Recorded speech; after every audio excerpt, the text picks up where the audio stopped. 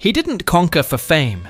He didn't rule for gold, yet without him, there would be no Ottoman Empire. While the world remembers Osman, it forgets the man who built everything after him. Early 14th century, Anatolia was a land of chaos, fragmented into small beyliks, torn apart by Mongol decay and Byzantine desperation.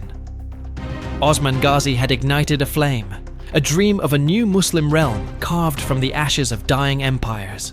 But dreams alone cannot raise cities, armies, and systems. The question was never who dreamed the empire, it was who built it.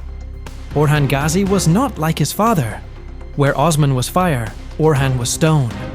Where Osman charged with the sword, Orhan built with patience, silence, and bloodless strategy. Born around 1281 in the rugged lands of Soyut, or possibly in the fortress village of Yenişehir, Orhan was raised in the cradle of war. His childhood was forged not in palaces, but among the Ghazis, warriors of faith who struck the borders of Byzantium. Yet, from early on, it was clear he was not his father's favorite. Osman's affections leaned toward another, Alauddin, the quieter son, the scholar. But destiny chose Orhan, and so did the battlefield.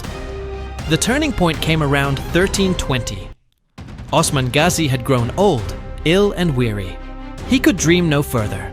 His last wish, to see the conquest of Bursa, the ancient Byzantine city that stood like a jewel just beyond reach. The burden now fell on Orhan, to fulfill not just a dying father's wish, but a foundational moment for the future empire. He would not disappoint. For 6 relentless years, Orhan surrounded the city, but he didn't storm it. He starved it, cut off its supplies, broke its spirit, and waited. Bursa fell not by fire, but by silence. In 1326, it surrendered without a grand battle, but with historical consequence. That same year, Osman Gazi died, and with him, the founder passed into legend. But Orhan did not claim power with glory. He entered the city humbly, took no crown, built no throne. Instead, he buried his father there and declared Bursa the new capital of a rising state. But this was no time for mourning. Byzantium was fracturing, and Orhan, though still overlooked by Europe and ignored by Arab historians, began moving like a shadow across western Anatolia. While other beys played tribal games, Orhan created something rare: permanence. He minted coins in his name, the first Ottoman currency. He reorganized the army, adding Christian mercenaries and foot soldiers into the ranks. And he created a standing army, the embryo of what would later become the Janissaries. A beylik was turning into a state. History often forgets the quiet tragedies, like the pact Orhan made with his brother Alauddin. Rather than wage civil war, Orhan offered him a share in administration. Alauddin accepted and faded into history. No rebellion, no betrayal, no blood. A rare moment in Islamic royal politics, one built on mutual respect. Yet even in that peace, Orhan stood alone. The warrior son, ruling in the name of a father who had cast a longer shadow than any living man. Where Osman had built loyalty, Orhan built institutions. He constructed the first Ottoman mosque in Bursa, the Orhan Gazi Mosque. He built schools, caravanserais, public kitchens and bridges. And in 1345, he made a move no one saw coming.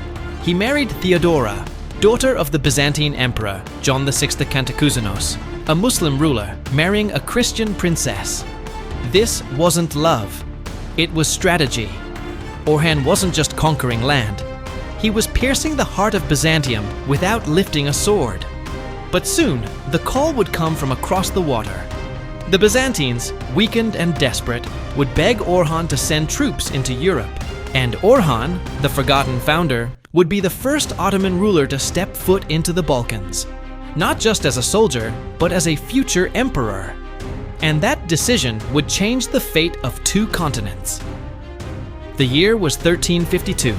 The Byzantine emperor, John VI of Cantacuzene, was drowning in civil war. Surrounded by enemies, betrayed by allies, and watching his empire rot from the inside, he turned to his son-in-law, Orhan Bey. And in one of history's quiet, yet seismic moments, Orhan responded. He sent troops across the Dardanelles to a small fortress called Çimpe, granted to the Ottomans as a base. No grand army, no proclamation, just a foothold. But it was enough. This marked the first Ottoman presence in Europe, and from this moment, the tide would never return. Only 2 years later, in 1354, a massive earthquake shattered the Byzantine walls of Gallipoli. The city lay helpless. Before the Byzantines could rebuild, Orhan's son, Süleyman Pasha, seized it. Fast, decisive, without mercy. The Ottomans had a gateway into Europe, the Balkans open, the Crusader states trembling. And Orhan, he never even set foot there.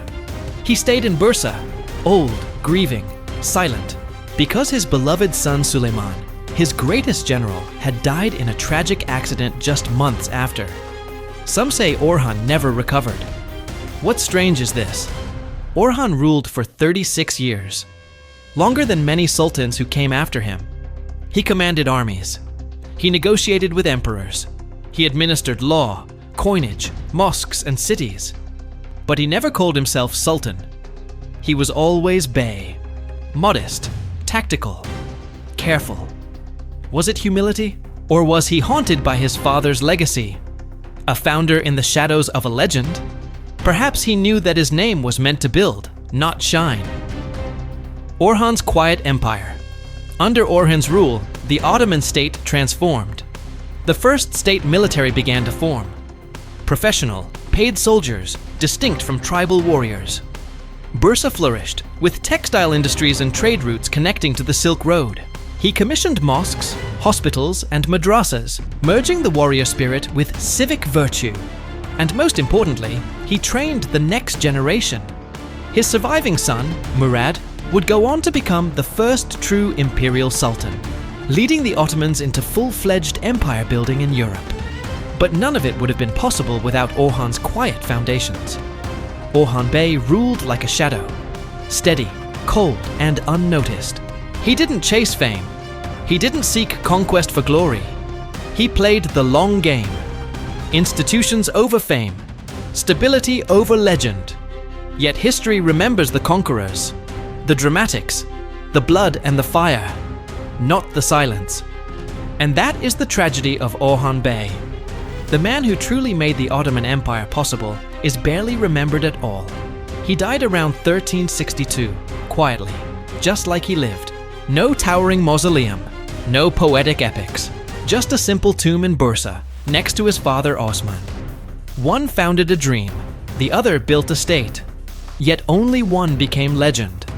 But perhaps in the cold foundations of empire, the silent hands leave the deepest marks.